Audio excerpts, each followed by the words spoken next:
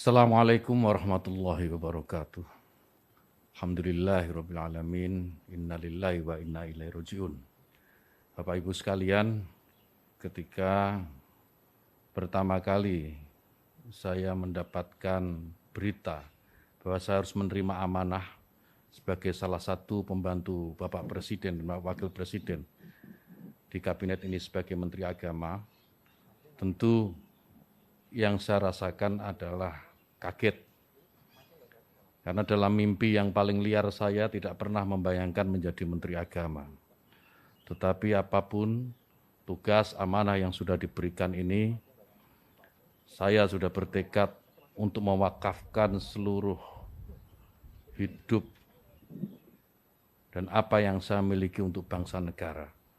Dan kebetulan sekarang mendapatkan kesempatan melalui Kementerian Agama. Saya akan melakukan apa yang paling baik untuk bangsa dan negara ini. Yang berikutnya yang saya harus sampaikan adalah bahwa setelah nanti resmi menjadi Menteri Agama, yang pertama ingin saya lakukan adalah bagaimana menjadikan agama itu sebagai inspirasi, bukan aspirasi. Artinya apa? Bahwa agama sebisa mungkin tidak lagi digunakan menjadi alat politik, baik untuk menentang pemerintah maupun merebut kekuasaan, atau mungkin untuk tujuan-tujuan yang lain. Agama biar menjadi inspirasi dan biarkan agama itu membawa nilai-nilai kebaikan, nilai-nilai kedamaian dalam kehidupan berbangsa dan bernegara. Kemudian yang kedua tentu tugas yang tidak mudah, yaitu bagaimana bisa meningkatkan yang pertama adalah ukhuwah Islamiyah. Kenapa ukhuwah Islamiyah? Karena kita tahu bahwa mayoritas warga negara ini adalah pemeluk agama Islam. Maka negara ini akan damai, negara ini akan tentram jika sesama Muslim, sesama umat Islam ini memiliki ukhuwah atau persatuan di antara mereka. Yang kedua, meningkatkan ukhuwah watoniyah atau persaudaraan sesama warga bangsa. Kenapa ini penting?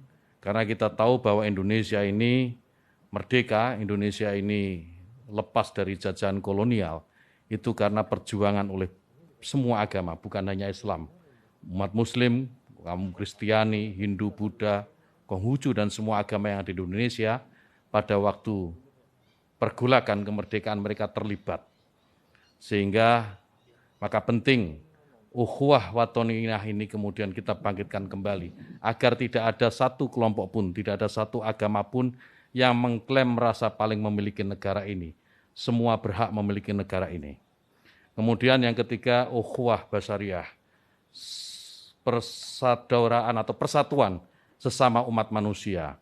Saya sering mengutip dalam beberapa kesempatan apa yang disampaikan sahabat Nabi, sahabat Ali karamallahu wajhah, bahwa mereka yang tidak saudara dalam iman adalah saudara dalam kemanusiaan. Ini saya kira penting untuk menjadi kesadaran bagi seluruh warga bangsa ini.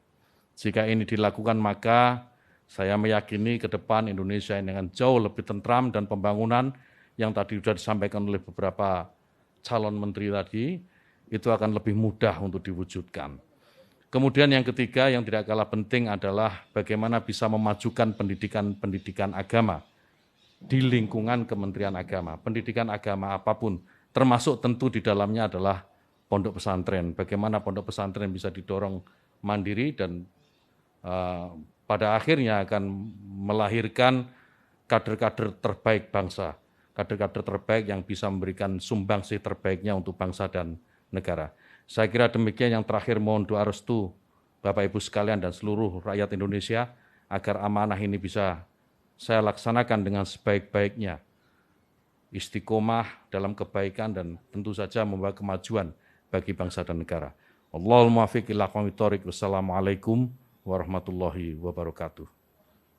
Terima kasih Pak Gus Yakut. Berikutnya Pak Sakti Wahyu.